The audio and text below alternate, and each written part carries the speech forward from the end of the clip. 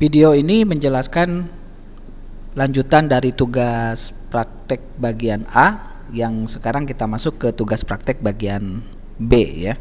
Ini contoh dari kebutuhan tingkat organisasi, mikro tingkat organisasi. Ada juga satu lagi ya di unit yang keduanya, kita lihat contohnya. Ini panduannya. Nah, kalau yang ini juga sama, menentukan kebutuhan pelatihan mikro tapi tingkat individu. Ya, sekali lagi, kalau yang ini tingkat organisasi, kalau yang ini tingkat individu. Nah, lihat dulu hasil akhirnya untuk membedakan. Kalau tingkat organisasi, kita lihat paling bawah aja dulu di contoh. Nah, untuk tingkat organisasi, hasil akhirnya itu ya rumusan kebutuhan pelatihannya itu sifatnya seperti ini. Contoh rumusan kebutuhan pelatihan mikro untuk tingkat organisasi pada ini level di sini ya, divisi engineering. Berarti ini tingkat organisasi ya. Divisi engineering misalnya untuk teknisi, senior teknisi dan manajer. Ini rumusannya. Dibutuhkan pelatihan bagi 4 orang teknisi di divisi engineering dalam melakukan pemeliharaan dan troubleshoot mesin produksi. Udah selesai sampai sini. Kalimatnya begini saja.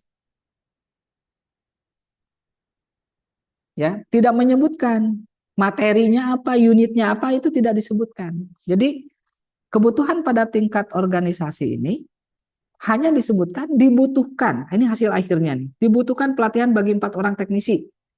Berarti yang ini yang dibutuhkan. Ya. Yang senior teknisi sama manajer belum dibutuhkan pelatihannya. Kenapa di sini?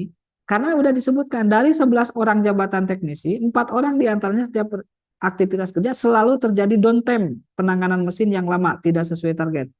Aktivitas yang dilakukan oleh karyawan sebagai senior teknisi masih berkinerja baik. Nah, berarti yang senior karena berkinerja baik tidak perlu pelatihan dulu. Begitupun yang manajer, ya. Ya, yang masalah ini dari 11 orang jabatan sih 4 orang diantaranya setiap beraktivitas selalu terjadi downtime. Nah, berarti dibutuhkan pelatihan bagi 4 orang. Nah, ini yang disebut dengan logis, ya. Sistematis, terlihat sistematisnya dan logis. Hasil akhirnya adalah hanya menyebutkan berapa orang dan dari jabatan apa pada divisi apa. Itu hasil akhirnya. Nah, berbeda dengan kebutuhan pelatihan individu. Nah, kita lihat bagian akhirnya dulu. Kalau kebutuhan pelatihan individu, ya, hasil akhirnya, contoh ini ya, analisis kebutuhan program pelatihan.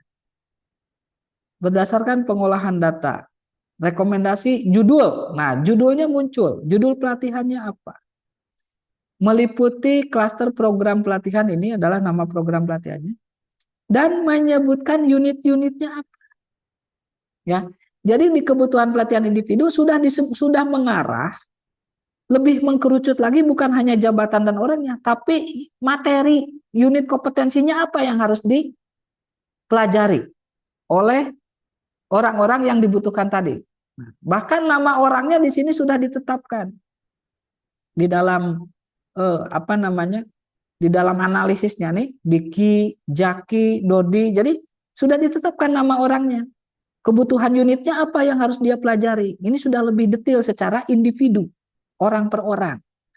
Nah, berbeda halnya dengan tadi, rumusan pada pelatihan tingkat organisasi mikro pada tingkat organisasi hanya menyebutkan jumlah orang, tidak tahu orangnya siapa, ya, tidak secara spesifik. Kemudian hanya menyebutkan jabatannya apa dan menyebutkan dari bagian mana, dari divisi mana, ya, sesuai dengan analisis ini. Nah, kebersambungan unit pertama yang mikro ini bisa diambil oleh Bapak dan Ibu di salah satu saja. Nah, contoh begini. Di divisi IT, ya. Ini hanya mengambil satu saja. Divisi IT ada teknisi, ada senior teknisi. Ini peran, ini fungsi. Peran, fungsi. Kemudian kinerja yang harus ditampilkan dari seorang teknisi itu seluruh peralatan TIK bekerja dengan optimal. Begitupun dengan senior teknisi. Nah, ini diasumsikan berdasarkan hasil identifikasi data kompetensi, pemantauan aktivitas kerja, dan wawancara karyawan yang dikorelasikan dengan capaian produksi yang dihasilkan selama 1 tahun ke belakang diperoleh rumusan. Kinerja senior teknisi masih baik. Berarti senior teknisi tidak membutuhkan pelatihan. Kinerja teknisi masih baik, berarti teknisi ini masih baik. Hanya saja secara jumlah personil dinilai masih memerlukan tambahan. Nah, kalimat ini yang dibutuhkan sebenarnya menjadi ketelusuran dengan unit kebutuhan pelatihan. Contoh ya, kalimat ini, kinerja teknisi masih baik, hanya saja secara jumlah personil dinilai masih memerlukan tambahan karyawan. Berarti kan harus merekrut karyawan baru. Ya kan? Harus merekrut karyawan baru.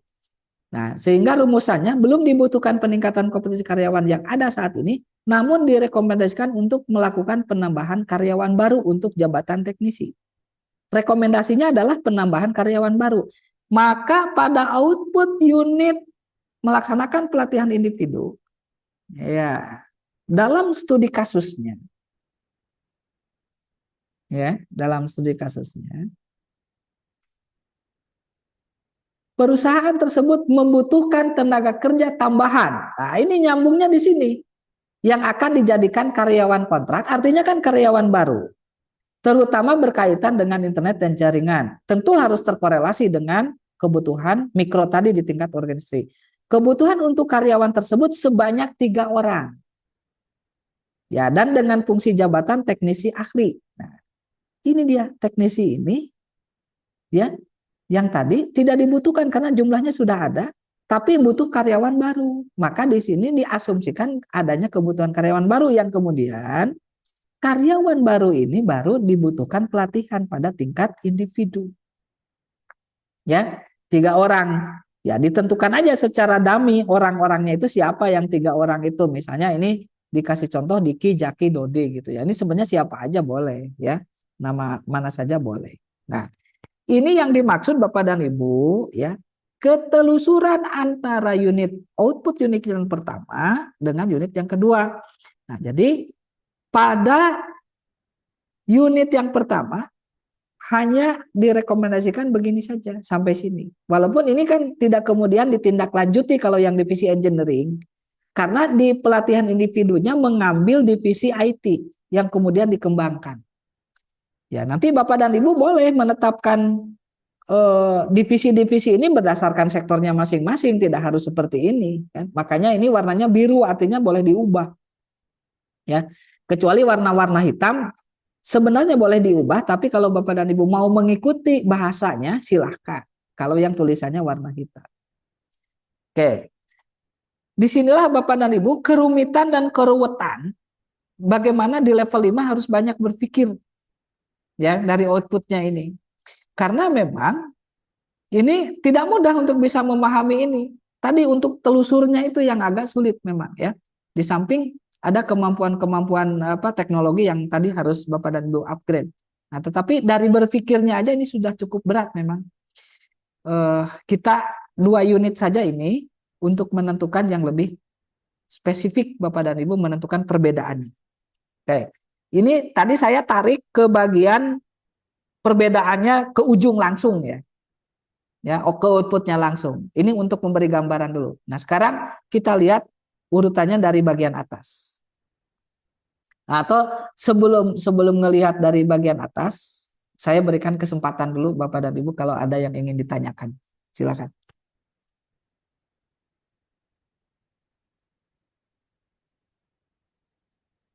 Ya, memang kalau belum mengerjakan biasanya belum ada pertanyaan. Tapi kalau sudah nyoba Iya, mengerjakan, ya baru mungkin Pak, saya saya tanya mentok dulu di Pak sini Ois. misalnya gitu ya. Tanya Pak Oh, Ois. silakan Pak Hadar. Oke. Ya. Gini Pak, ini tadi mungkin memang ya dibilang rumit memang. Ya. Cuma ini nanti masing-masing peserta apakah nanti harus memiliki yang mau dipakai ini SKKNI sendiri-sendiri gitu, Pak. Iya, Ya, oke. mungkin kan teman-teman belum tahu ini maksudnya ini kita punya bahan yang mau yang dipakai itu SKKNI sendiri atau gimana? Ya, Terima baik. kasih, Pak. Ya, bagus Pak Haddad ya. Oke. Nah, ini bagus. Jadi saya juga ingin menangkap apa namanya? Apa yang bisa ditangkap yang saya jelaskan gitu ya. Nah, ini udah bagus Pak Haddad. Jadi begini, kita supaya lebih apa visual ya. Tadi kan ada unit ini ya. Ada unit ini, kemudian satu lagi unit ini. Ini karena ini pangkalnya nih ya. Ini pangkalnya. Oke. Di sini apa sih sebenarnya harus ngapain di sini kan? Di sini nih harus ngapain nih? Ngapain nih peserta nih? Harus ngapain para peserta? Nah, itu ya.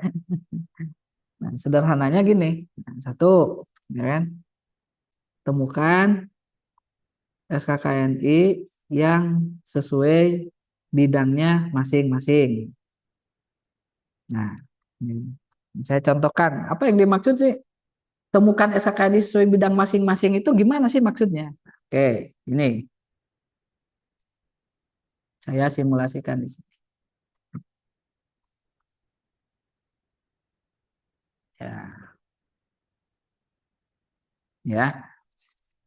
Bapak dan Ibu cari di sini nih kan skkni.kemenaker.go.id gitu ya. Nah, kan masuk ke sini ya. Nah, mungkin ini udah berkali-kali Bapak dan Ibu buka atau sudah punya di laptopnya masing-masing mungkin ya. Misalnya ya, saya ini biasa sehari-hari ngajarnya itu di kelistrikan di PPSD Migas nih. Nah, saya carilah listrik misalnya ya listrik migas itu ya ada nggak khusus migas. SKK ini teknik listrik migas. Nah, ada nggak kebetulan ya? Ini coba saya tanya dulu. Di antara Bapak dan Ibu ada nggak yang ngajar SKKNI listrik migas? Ada nggak? Pak Joko Sulis ini loh, Pak biasanya. Nah, Pak Saya Joko Pak, ya. nggak baik. Nah, selain itu ada nggak yang ngajar apa mungkin? Pertambangan ada nggak? Kebanyakan apa? Ada nggak? Pengeboran ada nggak? Pengeboran dan peledakan Pak pertambangan. Samsul, Pak. Pak Samsul. Pak Samsul kan? Pak Samsul Iya. pengeboran ya? Pengeboran Pak. Nah, gitu. Ini yang saya maksud. Bapak dan Ibu temukan SKKNI yang sesuai bidangnya masing-masing. Itu maksudnya. Ya. Oke. Saya lanjut nih. Udah ketemu lah. Anggaplah saya Pak Samsul nih. Oh, berarti saya akan pakai SKKNI yang ini nih. Yang pengeboran nih. Karena saya Pak Samsul nih. Saya download aja. Download. Lalu saya buka ya. SKKNI saya buka. Nah, saya kan akan menemukan daftar unit kompetensi di sini. Nah, terus ke bawah nanti ada daftar unit. Ya. Nah, ini peta kompetensi. Nah, menemukan ini kan? Bagian B, daftar unit ya. Ada menyusun rencana pembangunan gudang bahan peledak, menyusun tata kelola, melaksanakan ini. Nah, pada bagian daftar unit kompetensi ini, ya saya tuliskan di nomor 2-nya. Dari daftar unit kompetensi, tentukan kira-kira ya, kira-kira antara 3 atau sampai 5 unit kompetensi yang dapat menjadi kemasan atau skill set atau kelompok pekerjaan. Ini tidak harus urut ya Pak? Iya, tidak harus urut. Ya, misalnya nomor 1, terus nomor 10, nomor 20, nggak apa-apa. Nah, kemudian salah satu, ini strategi ya, salah satu unit kompetensinya yang harus Bapak atau Ibu kuasai. Nah, supaya pada saat micro teaching online lancar. Nah iya kan, kalau nggak dikuasai, udah milih misalnya 4 unit kemasannya, nah, tapi nggak satu pun nggak dikuasai, nanti micro teaching nggak bisa, orang nggak menguasai kan. Nah itu, ini tahap kedua dari unit yang tadi, misalnya 1, 2, 3, 4, nah, silahkan. Nah, pilihan-pilihan itu nanti harus menjadi terkorelasi seperti halnya dia untuk jabatan tertentu pada saat pelatihan individu ini. Pada saat individu ini dia harus menjadi kemasan untuk dijalankan. Nah, misalnya 5-nya ini nih. 5-nya ini. Ya, walaupun nanti ceritanya ini memang harus logis dari atasnya itu, bahwa ini adalah gap yang dibutuhkan. Gitu ya. Nah, jadi itu Pak penjelasannya, bahwa unit ini bukan unit yang saya contohkan, bukan, tapi unit sesuai dengan bidangnya masing-masing. Oke? Itu ya.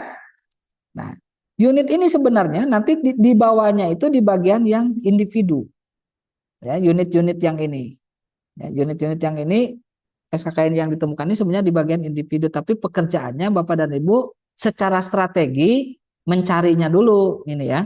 Walaupun nanti secara unit-unitnya akan ditempatkan di bagian yang ini. Nah, atau ini saya gabungkan beginilah. Nah, jadi untuk kedua ini urutannya ini pekerjaannya. Ya. Untuk video pengantar cukupkan sekian dulu Bapak Ibu. Nanti untuk lanjutannya bagaimana tugas itu dikerjakan lebih lanjut akan dijelaskan pada video lanjutan atau rekaman lanjutan. Terima kasih.